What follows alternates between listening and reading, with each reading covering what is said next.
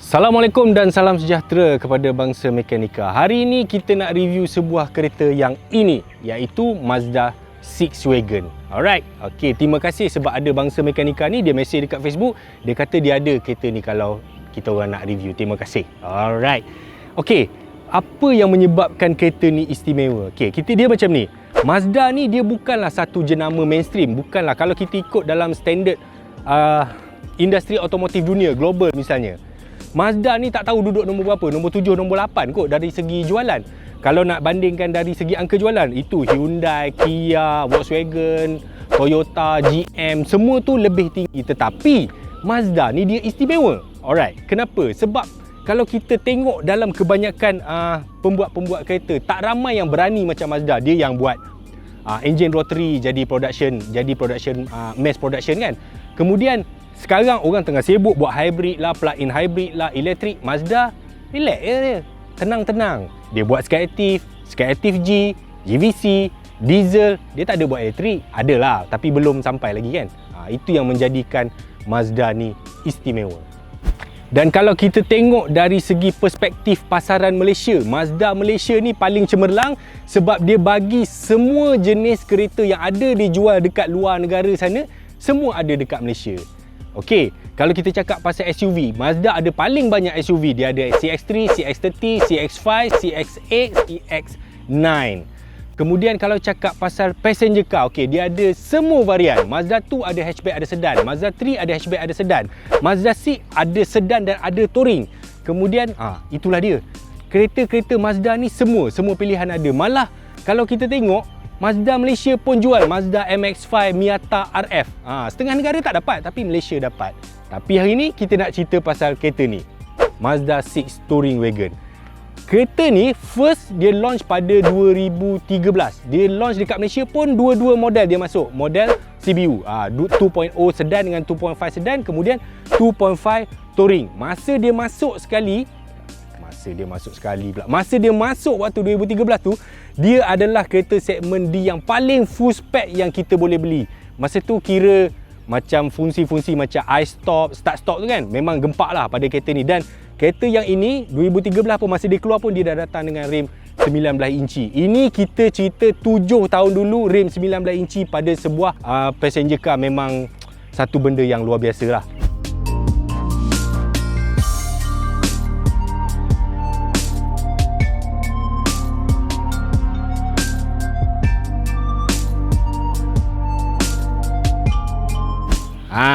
Inilah dia. Okey, yang ini model dah facelift tahun 2016, tapi body dia body 2017 lah yang ini. Macam saya cakap tadi, dia keluar 2013, kemudian dia facelift first 2016, kemudian dia facelift kali kedua 2018. Dari segi luar, kalau kita tak main kereta ni, kita tak tahu kat mana perubahan dia. Kecuali orang yang owner, orang yang main, orang yang minat kereta ni, dia tahulah kat mana dia punya perubahan sikit-sikit lah. Kalau kita tengok dari segi dimension, alright, dia kan saya cakap tadi dia keluar wagon dengan keluar sedan. Tapi sebenarnya untuk model wagon ni, dia punya wheelbase ni sebenarnya lebih pendek daripada sedan. Dia kurang 80mm. In fact, dia punya body belakang ni sebenarnya kereta ni pun lebih pendek berbanding sedan. Dia kurang 65mm. Dan kalau kita tengok dari segi profiling, daripada segi dia punya bentuk ikut bahagian tepi, bayangkan ini design Kodo 7 tahun dulu. Tengok dia punya proportion badan. Memang saya rasa kalau ada sebuah wagon yang cantik, saya rasa inilah dia. Kecuali kalau kita cakap pasal RS6, RS4 lah. Tapi kalau cakap wagon Japan yang cantik, this is really beautiful car. Alright. Kenapa wheelbase yang ini pendek berbanding sedan? Sebabnya wagon ni kebanyakannya direka memang dengan tujuan untuk bagi bahagian kargo belakang ni besar. Sebab apa? Sebab kereta-kereta macam ni, market dia adalah market untuk sebelah-sebelah Europe, sebelah US yang sukakan jenis-jenis wagon. Sebab Mak Saleh dia akan jalan, dia akan bawa binatang ternakan seperti kucing, anjing, zirafah, dinosaur dan sebagainya. Alright, nak tahu berapa besar boot belakang dia? Come.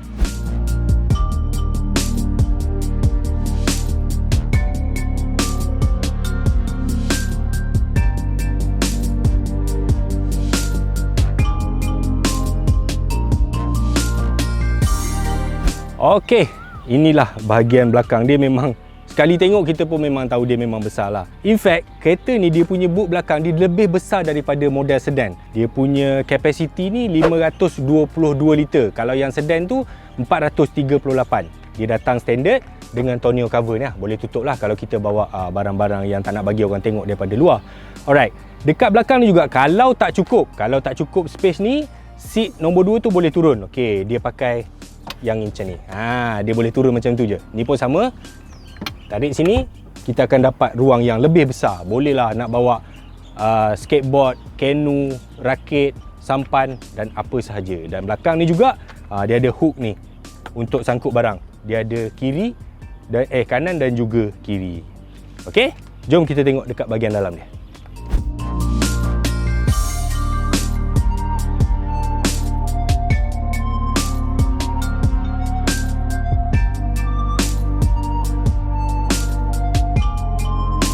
Okey, tahu tak apa yang best bila masuk dekat kereta-kereta Mazda moden ni? Kita boleh rasa dia punya premium dekat dalam. Betul, kereta ni mahal, baru dia almost 200,000. Tapi kalau kita tengok kereta-kereta biasa dia pun, even Mazda 2, Mazda 3, Mazda CX-3, CX-30 sekalipun, kita boleh rasa masuk dalam dia tu, kita tahu kereta ni dibuat oleh orang yang mencintai, menjiwai dunia otomotif kan. Okey, kalau kita tengok dekat dia punya design dashboard dia punya fit and finishing memang kemas dan sangat memang tak ada langsung panel gap ke apa yang kita boleh nampak dekat sini. Even though kereta ni dah berusia almost 3 atau 4 tahun. Okey, dia punya finishing macam dia buat stitching dekat sini, penggunaan plastik, penggunaan kulit-kulit dekat sini kan. Kalau kita tengok dia bagi sentuhan tu almost dekat every angle. Tengok dekat panel pintu, dia punya aluminium brush ni, kalau kita pegang sebenarnya kita boleh rasa benda ni mahal untuk orang yang biasa tengok kereta kan. Even kalau kita tengok dekat even C-Class pun dia tak rasa pegang plastik, dia plastik macam ni kan. Alright, itu dari segi pemilihan bahan, pemilihan material untuk dilengkapkan kepada bahagian dalam ni. Okey, dari segi convenient. Okey, Mazda ni dia kalau kita compare dengan Honda ada banyak kompartmen apa semua. Mazda tak banyak tetapi tidaklah sikit sangat. Dia masih ada kompartmen dekat bahagian ni, dekat bahagian tengah ni boleh ada drink holder, dekat armrest dia still boleh letak barang, dekat poket, dekat position-position yang biasa memang ada. Dan untuk model facelift ni dia dah ada semua benda. Okey, contohnya dia ada dah sonar sensor untuk parking, dia ada lane keep assist, dia ada TCS, ABS apa semualah. So dari segi keselamatan pun tak ketinggalan lah kereta ni. Okey, dia memang cukup untuk orang yang pentingkan ciri-ciri feature-feature macam tu. Okey, dari segi infotainment, Mazda ni kalau kita tahu dia memang cuba buat yang lain daripada orang lain. Okey, orang lain cuba buat digital meter, tak ada. Dia cuma fokus dekat bahagian ni. Kalau kita tengok dekat display ni, dia panggil MZD Mazda Connect. Kita boleh ada dia punya controller semua dekat sini. Kita boleh jar dekat dia punya tombol-tombol ni, yang untuk orang yang dah biasa pakai kereta Mazda, benda ni paling senang. Dan kalau bawa kereta lain pun kita mesti rindu balik, oh kereta Mazda aku lagi senang lah. Dia macam tu. Kemudian kereta ni juga dia ada head up display. Segala maklumat, kelajuan apa semua kita boleh nampak masa memandu. Kereta ni dilengkapi dengan teknologi GVC, G Vectoring Control. Apa GVC ni? Masa dia launch konsep Kodo design, masa tu juga dia perkenalkan falsafah Jimba Itai. Jimba Itai ni apa dia? Jimba Itai ni orang menunggang kuda. Kalau kita menunggang kuda, sebenarnya kita tidak menunggang kuda tu. Sebenarnya kita sebahagian daripada kuda tu, menjadikan tunggangan kita Jimba Itai. Okey, itulah konsep dia. So, itulah engineer Mazda nak buat terhadap kereta. Jadi, kita sebenarnya dia tidak memandu kereta tu secara directly. Kita menjadi sebahagian daripada kereta tu. That's why G Vectoring Control ni dia transfer torque ke kiri, ke kanan, supaya body roll kereta ni menjadi minimum. Dan hasil dia tahu tak apa dia? Bawa kereta-kereta yang ada GVC ni, kita tak akan rasa penat kalau compare dengan bawa kereta lain. Itu hanya pemilik Mazda je yang tahu, dan dia susah kita nak translate dalam bentuk perkataan. Bawa baru kita tahu.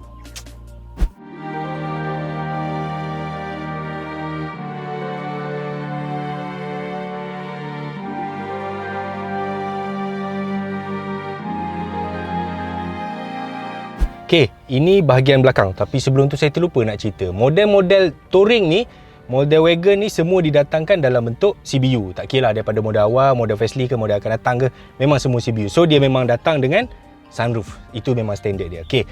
Tempat duduk belakang ni, kalau kita compare dengan Camry dengan Accord, memang Mazda memang dia tak cipta ruang yang besar-besar. Even kita tengok CX-5 compare dengan CR-V pun memang jauh lebih kecil kan. Tetapi dia tidaklah sampai kata tak cukup. Okey. Saya dah set kerusi ni, kedudukan saya di depan, saya 178 cm. Jadi bila saya duduk belakang dengan keadaan yang agak menegak, ruang masih ada. Okey, tapi bila saya sandar sikit, lutut saya memang dah sangkut. Headroom tinggal sikit. Legroom tak banyak. Kena ingat ini segmen D yang sepatutnya besar. Tetapi fokus Mazda ni dia bukan nak bagi selesa-selesa nak buat besar-besar sangat kan. Dia just bagi cukup je dekat ruang belakang ni. Again, kalau untuk keluarga kecil, kalau ada anak yang tak berapa besar sangat, tak ada masalah. Untuk 4 orang dewasa pun tak ada masalah. Untuk 5, mungkin ada masalah sikit. Jom kita tengok enjin dia. Okay, so inilah enjin dia. 2.5 liter Skyactiv. Mazda 6 Wagon, dia cuma ada satu enjin saja, yang ini saja 2.5 liter. Dia pakai gearbox 6 speed. Gearbox 6 speed tu pun dia pakai dekat semua model daripada Mazda 2 sampai CX-9. Okey, enjin ni dia menghasilkan 185 horsepower, 250 Nm torque. Untuk pemanduan biasa cukup tak? Lebih daripada cukup. Okey, sekarang sampailah masanya kita nak kena tanya owner dia, kenapa dia pilih kereta ni.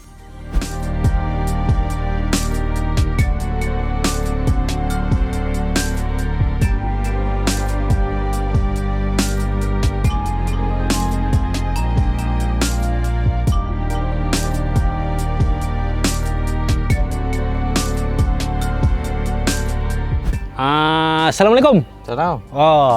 Nampak sihat ni. Sihat. Dah makan belum? Dah makan. Okey, bro, nama siapa? Nama saya Zia. Nama Zia. Okey, cuba cerita sikit. Anak berapa, bini ada berapa orang, kerja mana? Umur 39. 39. Bini 2 lah. Satu kat Bini. rumah, satu yang ni. Okey. Nasib baik lah. Berdebar tu, bini dengar berdebar. Okey. Anak? Anak baru seorang. Anak seorang. Anak seorang memang bagi saya sesuai lah kereta ni. Space ada. Betul. Apa semua kan. So, buat bisnes apa ni? Nampak macam masyur ke? Tak ada masyur sangat. Baru start je. Kita ada buat satu glamping park dekat Lenggong, Perak. Glamping? Yes. Tempat yang orang camping buat piknik-piknik semua tu? Betul. Nama Sumpitan Glamping. So, boleh check it out lah. Sumpitan Glamping? So kalau nak buat event, family day apa semua gitu kan? Event, family day, bercuti, semua kelengkapan ada. Kalau mekanikal nak minta sponsor boleh lah? Boleh, tak ada. Alhamdulillah Rabbil Alamin. So, okay, kita cerita pasal kereta bro. Boleh. Bila beli kereta ni? Saya beli dalam tahun 2017 lah, ujung-ujung tahun 2017. Okay. Masa beli berapa? Masa beli 1.6 lebih. 1.6 lebih. Okey. Bro Zia ni dia beli kereta ni pre-register sebab banyakkan manufacturer dia memang ada pre-register car, mileage rendah apa semua, so dia jual murah daripada harga kereta baru. Dan sebenarnya masa tu nak beli kereta apa? Sebenarnya masa tu dah aim nak beli CX-5.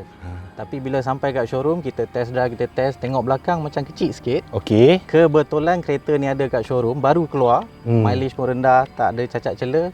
Kemudian rasa yang ni lah keretanya.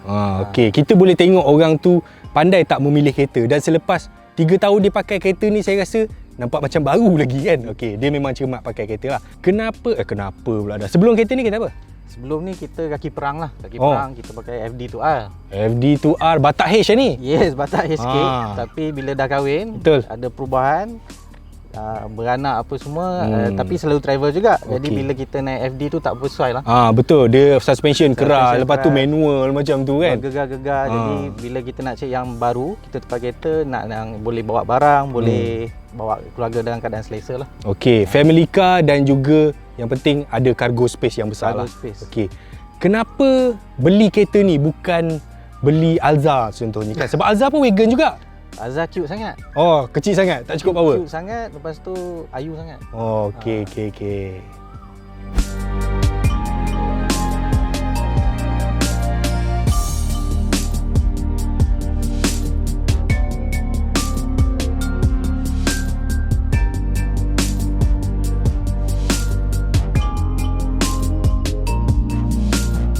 Soalan ke-16. Yep.